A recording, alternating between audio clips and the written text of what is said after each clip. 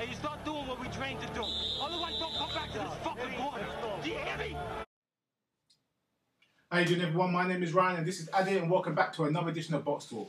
Austin Trout had a dodgy past year, 18 months. Was undefeated, came out with a big showing out party, beating current middleweight champion Miguel Cotto, then lost 2 in a row. He's making his comeback against Daniel Dawson in the final fight of Friday Night Fight season. Ade, what do you think about Austin Trout? No doubt, Trout. You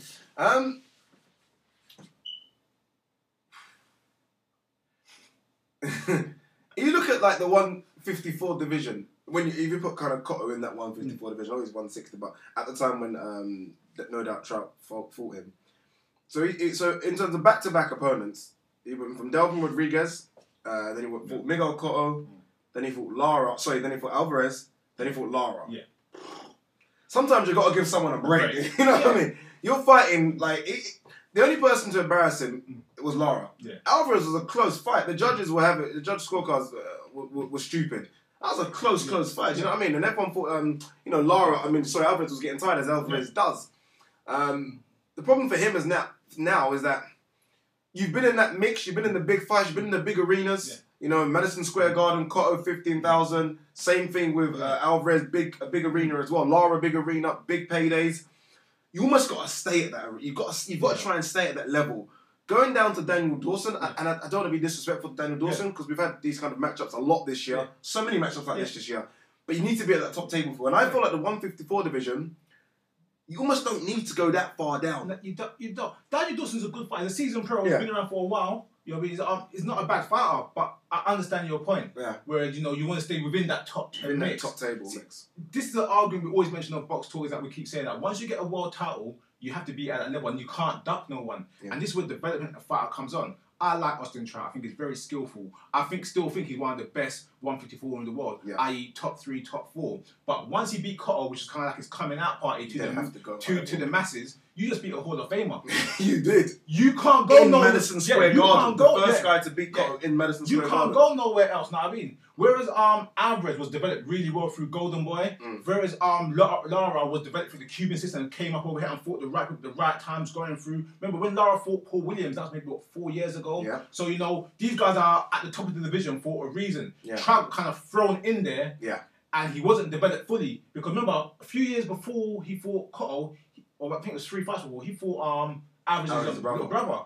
I think he's an older brother. He's an older brother. But you get what I'm trying to say? Where he went from being that fighting the C-level, B-level guys, straight to the kick. And got kicked right into the top and beat the guy. So he never had a chance to have that full development, which now he's kind of gone full circle, and now he's climbing back up. So I feel for him, but being a former world champion, being where you are, you should try to stick with the guys. But 2 losses, he wants to warm up. Yeah. I think that's it. The Lara loss was a bad one. Yeah. The Lara loss was a bad one. It was a competitive fight. They're both counter punchers. So it's almost like you've been out, it was a competitive fight. But like you say, for me, you don't take 3 or 4 steps back. Yeah. You've now mixed it in that top table. You beat the man who was Cotto, who's beat the man in terms of Martinez. So that should give you confidence as well. You had a good close fight with Alvarez, who's going on to do crazy things. And you lost to Lara, who many people thought beat Alvarez. Yeah. So it shows you don't need to go that far back for me. If it was a really bad knockout defeat, then I can understand you take another warm-up fight. You don't go and fight who Boxtalk have as number 78 light middleweight guy. You know what I mean? You fight a guy to me in the top 20, top 15. And there's loads out there. Angulo would have been a fantastic matchup. Yeah. He was fighting on Mayweather's card, so that fight could have been made, I think. Yeah. It's funny when you talk about the Lara fight in the sense whereas hindsight's a beautiful thing. You can always talk about after the fact. Oh yeah, I knew. Oh yes, I knew. On paper, it was a great fight. I was excited to watching it. But when you look at it after, Trout is a counter puncher and he's a little bit slick. You can't act like a Cuban. So when you went into the ring there and he was trying his moves, he got out hustled and he got beat because you can't act like a Cuban. Yeah. So it's not going to happen. Yeah. And of all things, Lara wouldn't. Trout is not a puncher. So Lara didn't move as much as he did with Alvarez. Yeah. You know what I mean? It's all in hindsight, looking back at everything now, so it's different. But it was a bad matchmaking fight for him. But what can you say? Look, we've had a few of these matchups. We spoke about this. We had Algeri Pavotnikov, from Farah, Stevenson. Obviously, it's nowhere near the Salva Garcia. It's not on that level. But I mean, what? Apart from the South one, the others were competitive matches. I mean, Algeria beat Provodnikov. From Farah gave Stevenson a very tough fight. Are we ruling out Dawson too much? I mean, we don't know where Trout's head is, in terms of this fight. No, we don't know where Trout's head is yet, but Dawson is a good fighter. And I'm trying to say, yes, he's not a killer, he's not a top 10 guy or top 15 guy, but he's a seasoned pro, he's been around a long time, for a few marquee names. Yeah. He knows how to look. His record right now, he's on a winning streak. He ain't lost a fight in 4 years. He's a decent guy. Trout is not really a puncher, so I can expect a good competitive fight for 12 rounds. Trout will win the fight in my opinion, but Dawson will be in the fight at least until the 7th, 8th round, where where Trout will start leading and taking away. When you're not a huge puncher and you used to go in 12 rounds regularly, that's your bread and butter. Trout knows this. He knows he's the 12 round guy, so he's gonna go the 12 rounds. I mean, look, we've got the WBO champ is Demetrius Andrade. At that weight division. Is that a fight you can see happening for Trout if Trout wins? I mean, I think Demetrius Andrade will take that fight because he's not going to get Alvarez or Lara at the moment. Is that a fight that could be made? It's a fight that could be made, but if I was Trout's management, I wouldn't take the fight. He's coming off 2 bad losses right now, and the thing about with boxing, losses take you down a big step. As soon as you lose a fight, you're no one. It's not like MMA. I want him to get a couple fights under his belt, build back up his profile, fight another contender, and then go for a shot. I think Trout's in late 20s. Late 20s, yeah? Okay, so he's still got time. Late 20s, maybe early 30s.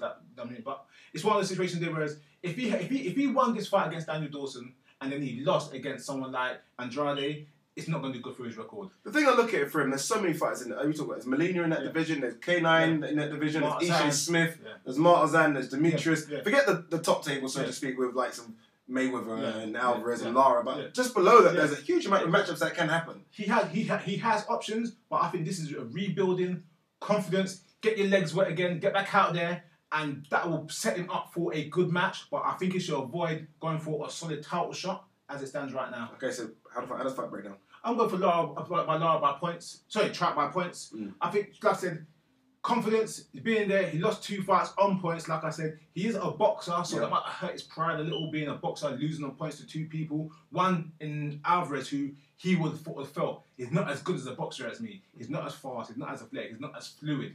So he would have felt a little hard done by it. But I think he will do well in this fight. Okay, so I'm going for a Trout win as well. Look, Trout is a good boxer. The only thing for Trout as well is that he doesn't have detonating power. So this could be a 12-rounder. I think this could be a 12-rounder, and it could be a points. If it is a points, it's a wide points decision. So I expect Trout to win that and move on. Where does Trout move on to is the thing. I mean, 154 division is stacked. You've got loads of guys that can come down from 160 as well, and you've got guys in the 154, and you've got guys that are coming up from 147. They're quite big. So it is a super rich division as well. So hopefully he gets the big fights. I'm expecting maybe Ishe Smith next year. Possibly Ishe Smith. Been calling out a few people, so that could happen. But look, guys, what do you think? Austin, no doubt, Trout is back. After having the likes of Cotto, Lara, and Alvarez, it gets a quieter name. I won't say a no name, but a quieter name. Maybe he deserves that little bit of a break as well. What do you think? I mean, does Trout just run through this guy? Tell us what you think. Email us at boxtalk@hotmail.co.uk, and don't forget to follow us on Twitter at boxtalkuk. And don't forget to subscribe to the videos as well, guys. Thanks to our subscribers so far. Also, check us out on ringnews24.com. Thanks a lot.